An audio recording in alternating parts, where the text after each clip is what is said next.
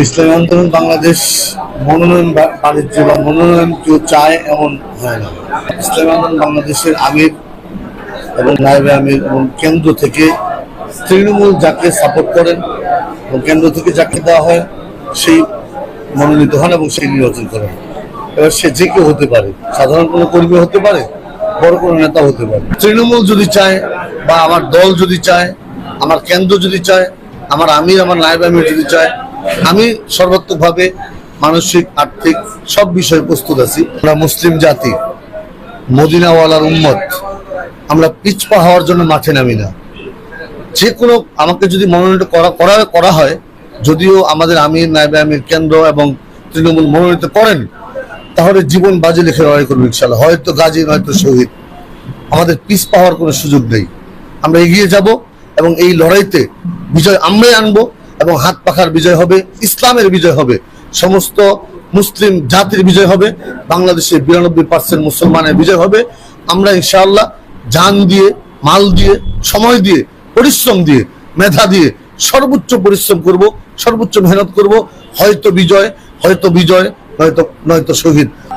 নারায়ণগঞ্জবাসীর উদ্দেশ্যে বলবো যে আমরা 1971 সালের পরে যদিও স্বাধীন হয়েছি, কিন্তু আমরা আসলে 92% মুসলমানের দেশে আমরা পরাধীনের মতোই ছিলাম। কোনো না কোনো গোষ্ঠীর কাছে, কোনো না কোনো দলের কাছে, কোনো না কোনো পরিবারের কাছে আমরা পরাধীন ছিলাম।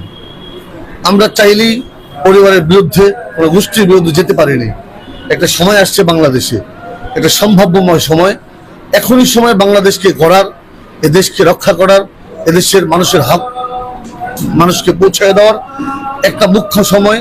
বিগত 53 বছরে আমাদের বাংলাদেশের মানুষ যে ভুল করেছে, দল মানে কিছু জাতি বা কিছু গোষ্ঠী বা কিছু পরিবারকে চয়ন করে, আমি আশা করি সে ভুল তারা করবে না। এদেশে যদি ইসলামপন্থী এই ক্ষমতায় আসে, একমাত্র যারা ইসলামপন্থী, দিনপন্থী,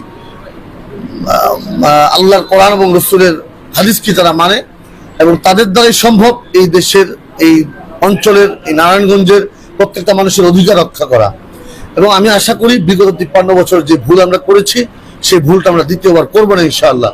আমরা চাই আমরা সকলে কাঁধে কাঁধ মিলিয়ে, শ্রমিক থেকে শুরু করে মালিক পর্যন্ত প্রত্যেকে কাঁধে কাঁধ মিলিয়ে আমরা এদেশকে, নারায়ণগঞ্জ 4কে আমরা গঠন করব, এদেশকে রক্ষা করব।